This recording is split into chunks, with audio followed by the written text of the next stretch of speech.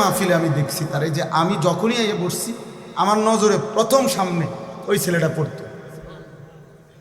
পরে একদিন আমি ইচ্ছা করে তারা ডাক দিছি, দিয়া বললাম মাহফিল শেষে যে বাবা এদিকে হচ্ছে, তোমার এদিকে সবসময় দেখি আমার সামনে কত, কই থেকে আইও, তোমার বাড়ি কই, কি করো তুমি? ছেলেটা বলতেছে যে আমার বাড়ি বানিয়াচং, শায়েস্তাগঞ্জ, বানিয়াচং। বাংলাদেশের সবচেয়ে বড় গ্রামের নাম হলো বানিয়াচং। পরে হে কইল যে হুজুর আমি ঘাস কাটি, মানে ঘাস কাইটা ঘাস বিক্রি করি, এই আমার এই সামান্য কাজ, আমার আর কিছু নেই। তাই বললাম তুমি সব মাহফিলে আসো কেমনে, তাহলে ঘাস কাটো সারাদিনে কষ্ট করে, এই গাড়ি ভাড়াটা কেমনে পাও? তো বলতেছে হুজুর আমি যখনই কোনো পোস্টার দেখি আপনার, তো আমি এই 10 টাকা 5 টাকা 2 টাকা জমাই, ওই কয়েকদিনের ঘাসের টাকা ওইটা মিলাইয়া তো এরপরে আসি ওয়াজ শুনতে, আবার যাই, ফিরে যাই। তাই বললাম মাশাআল্লাহ। তো আরো 2-1 লাইন কথা বললে কইলাম আচ্ছা ঠিক আছে বাবা, আর কিছু কইবানি? ওই ছেলেরে আমি এমনি বলছি, ওই বললো যে হুজুর আমার একটা স্বপ্ন আছে, জীবনের আশা আছে। স্বাভাবিক ছেলে। ছেলেটা বলতেছে যে আমার একটা ইচ্ছা, আমি সব সময় 10-20 টাকা করে জমাইতেছি, আল্লাহ যদি আমার একদিন তৌফিক দেয়, আপনার একদিন ওয়াজে দাওয়াত দিমু, আমাকে বাইক দিমু, আমাকে এলাকায়। পরে আমি কইলাম যে ড্রাইভারে কইলাম অক্ষণ গাড়ি থামা, অক্ষণ হের ওয়াজের ডেট দাও। পরে নিজে ডেট দেখা, পরে আমি বললাম ধরো তোমারে ডেট দিলাম আর সাঁদাও দিলাম, মানে মাহফিলের বাবদ আমি আমার থেকে কিছু টাকা, যত টাকাই হোক দিছি আমি, দিয়া বলছি ধরো দিলাম, আর হাদিয়া ওয়াজের টেহা লাগতো না কিছুই, ধরো আমি তোমারে আরো দিব, আরো টাকা, অসুবিধা নাই, আর তুমি ওয়াজের আয়োজন করো, ওয়াজ হোক জিডাই হোক, তোমার ঘরে হোক উডানে হোক, আমি যাবো। এরপরে আমি গেলাম গত বছর এই বানিয়াচং তার মাহফিলে গিয়া দেখি ওই উপজেলার সবচেয়ে বড় হাই স্কুল মাঠে মাহফিল। একেবারে যদি কম হইয়া থাকে লোক, আমাকে 20,000 লোক, মানে আমি সত্যি করে বলতেছি, স্টেজের মধ্যে যদি আলেম কম হইয়া থাকে 3 থেকে 400 আলেম স্টেজে, এই স্টেজের ওই থেকে ওই পর্যন্ত বড় বড় আলেম, বড় বড় হুজুর, এগুলা কি জিন না মানুষ? আল্লাহ। আমি বললাম জুবাইর এটা কি তা, কার মাহফিল, কোনটা এটা? হুজুর আমার যেটা ডেট দিয়েছেন এইটা। আমি তো পরে হুজুর আমি বলছি আমার মাহফিল আর আমার হাতে নাই, এরাই সবাই মিললে এই মাহফিল এটা এত বড় করে নিচ্ছে। এক ঘাস কাটুন না, আমরা মানুষের তো তিরস্কার করেও বলি যে বেটা ঘাস নি কাটো, কিন্তু ওই ঘাস কাটুন নেই, এত আলেম, সব আলেম। আমি অনেককে জিজ্ঞাসা করছি, খেলাফত মজলিসের যে দেওয়াল গরিমার কাজে খেলাফত মজলিসের যিনি আমির সারা বাংলাদেশে, ওনার বাড়ি ওই বানিয়েছেন, হুজুরও ছিল, মাওলানা নাসির উদ্দিন আনসারি সাহেব ওয়াজ করে যে উনিও ছিল। আমি বললাম তো আপনারা আমরা আসলে চাইতে আইছি কারবারটা, যে তার দাওয়াতে আইলেন কেমন? এই জন্য বললাম, বলার উদ্দেশ্য হইটা, প্রিয় ভাই, কিশোর নওজোয়ান সোহবত সান্নিধ্য, এই আসা যাওয়া নজর, এর বরকত আছে, এর বরকত আছে, এই আসা যাওয়া নজর, এর বরকত আছে, এর বরকত আছে। 2-4 লাইন পণ্ডিতি কথা আমরা সবাই জানি ভাইয়া, তোমরাও জানো, কিন্তু জিন্দেগিটা পরিবর্তন হওয়া দরকার। মালুমাত আছে অনেকের, ইলম নাই সবার, অর্থাৎ কিছু বিষয় জানে এটা সবাই, কিন্তু আমলের সাথে ইলম বলা হয় যা আমলে পরিণত হয়। এজন্য উর্দু কিতাবে আমি পড়ছি, বুজুর্গানে দিন বলে কোরআন হচ্ছে ইলম, বলে কোরআন হচ্ছে ইলম। মুহাম্মদ আরবি সাল্লাল্লাহু আলাইহি সাল্লামের একটা সুন্নাত হচ্ছে আমল।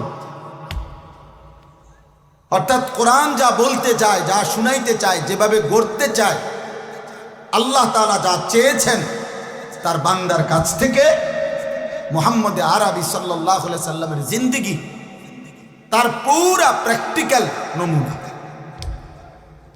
নমুনা এটা।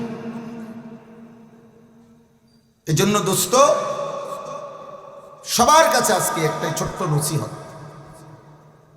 প্রত্যেকেই কোনো না কোনো আলেমের সাথে, আল্লাহওয়ালা মুত্তাকি আলেমের সাথে সম্পর্ক করে। যুবক হোক, বৃদ্ধ হোক, হুজুর হোক, পাবলিক হোক, শাইখুল হাদিস হোক, শাইখুল মাশায়েখ হোক, কোন আল্লাহওয়ালার সুহবত থেকে কেউই মুস্তাগনি অমুখাপেক্ষী হওয়ার সুযোগ নেই।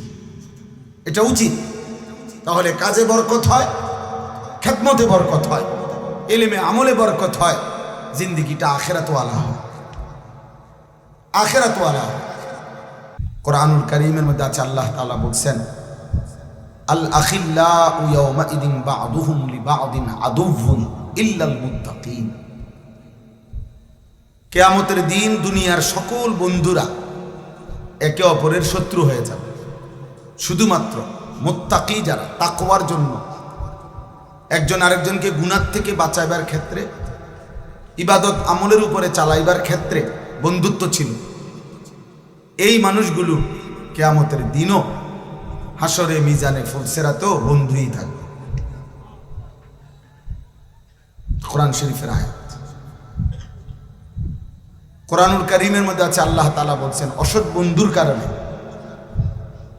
চরিত্রহীন বন্ধুর কারণে, নাফরমান বন্ধুর কারণে মানুষ হাসরের ময়দানে নিজের আঙ্গুল আফসুস করতে করতে দাঁত দিয়া কামড়াইতে থাকে।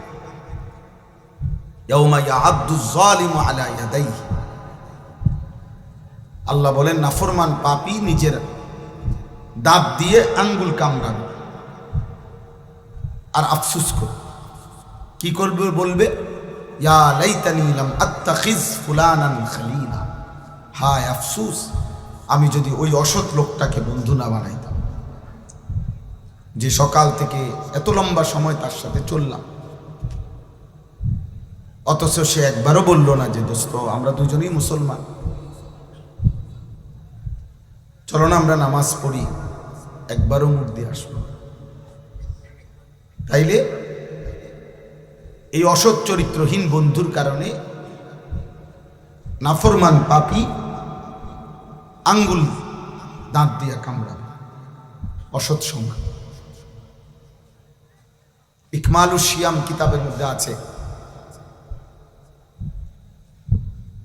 এই সোহবত, সান্নিধ্য, কোনো জায়গার মধ্যে যদি পায়খানা লাগে, একটু পায়খানাই লাগছে কোনখান থেকে, এটা দুর্গন্ধ শুধু ওই জায়গাটাতে না, বরং বাতাসের মধ্যে পর্যন্ত দুর্গন্ধ ছড়িয়ে যায়, ফলে অন্য মানুষ নাকে লাগে দুর্গন্ধ। মানুষ তখন বলে, কি রে এখানে কোথাও দুর্গন্ধ। বোঝা গেল দুর্গন্ধ এটা বাতাসকে পর্যন্ত পরিবর্তন করে ফেলছে। আবার কোথাও আতর থাকলে আতরের এই সুঘ্রাণ বাতাসের মধ্যে পর্যন্ত ছড়িয়ে পড়ে, ফলে মানুষের নাকে লাগে আতরের ঘ্রাণ নাকে লাগে, অথচ এইটা কোনো তার নাকে লাগায় না, এটা বাতাসের থেকে তার নাকে লাগছে। এই জন্য সোহবত, সান্নিধ্য, ভালো কিংবা মন্দ, এটা আবহাওয়ার মধ্যে পর্যন্ত আসর করে, প্রভাব বিস্তার করে। এই জন্য দোস্ত, এটা খুব জরুরি, সান্নিধ্য, আল্লাহওয়ালাদের সোহবত, নেককার মানুষের সান্নিধ্য। আমাদের খুলনার হজরত, বাংলাদেশের একজন বড় বুজুর্গ, হজরত মৌলানা মুফতি নুরুল আমিন সাহেব, করাচি হজরত কুতবে আলম আরিফ বিল্লাহ হজরত মৌলানা শাহ হাকিম মোহাম্মদ আখতার রহমতুল্লাহ আলাই, উনার খলিফা। হজরত বলছেন, প্রত্যেকটা মুসলমানের উচিত কমপক্ষে নিজ নিজ মহল্লার ইমাম, মুয়াজ্জিন, যারা সত্যিকার তাকওয়ার সাথে আল্লাহর ঘরের খেদমত করে, নিঃসন্দেহে তারা আল্লাহওয়ালা। হজরত বলেন, ওই মহল্লার মানুষের উচিত ওনাদের সাথে হলেও ওনাদের সান্নিধ্য, সোহবত, সাহচর্য গ্রহণ করা, ওনাদের কাছে হলেও কিছুক্ষণ বসা, হোক তিনি ইমাম, সব হুজুর রে, সব আলেম রে, সব বক্তারে সবাই চিনতে হবে সারা বাংলাদেশ। এটা কোনো জরুরি,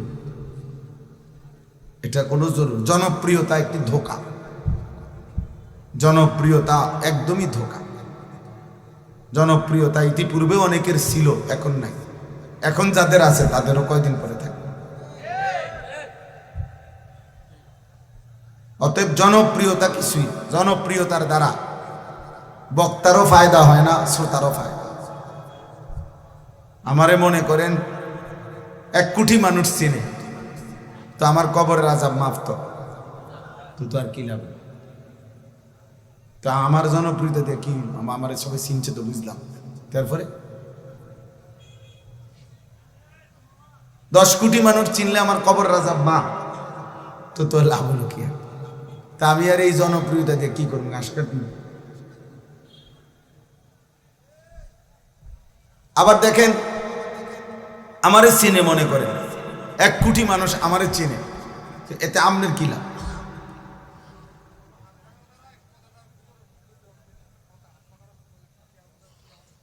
বুঝছেন? ঠিক আছে, ঠিক আছে, মাশাআল্লাহ, জাযাকাল্লাহ। মানে এখন আমারে মনে করেন 1 কোটি মানুষ চিনে, এতে আমনের কি লাভ? চিনে আমারে না, তো আমনে লাফান কি? বুঝেন নাই কথা? তো চিনে আমারে সব মানুষ, কবরের আযাব মাফ হবে আমনে, কথা বলে না কেন? তো তাইলে বক্তার কি লাভ, শ্রোতার কি লাভ? ঈমান আমলের ভিত্তিতে, তাকওয়ার ভিত্তিতে বক্তারও লাভ, শ্রোতারও লাভ। সেজদা দিলে আমারও লাভ, আপনাদেরও লাভ। গুনাহ থেকে বাঁচলে আমারও লাভ, আপনাদেরও লাভ।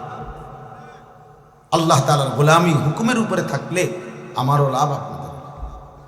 এজন্য আউলিয়ায়ে কেরাম, বুজুর্গানে দ্বীন সর্বযুগে যখন আল্লাহর কথা বলতেন, তো বলতেন উসিকুম ওয়া ইয়া, যে এই কথাগুলো আপনাদেরকেও বলছি, নিজেকেও বলছি। এই দিন, এই শরীয়ত, এই ইসলাম, এই কোরআন, এই সুন্নাহ, নবীজির তরিকা, সব আমার জন্য, আপনাদের জন্য নাকি? আমাদের সবার জন্য না? সবার জন্য।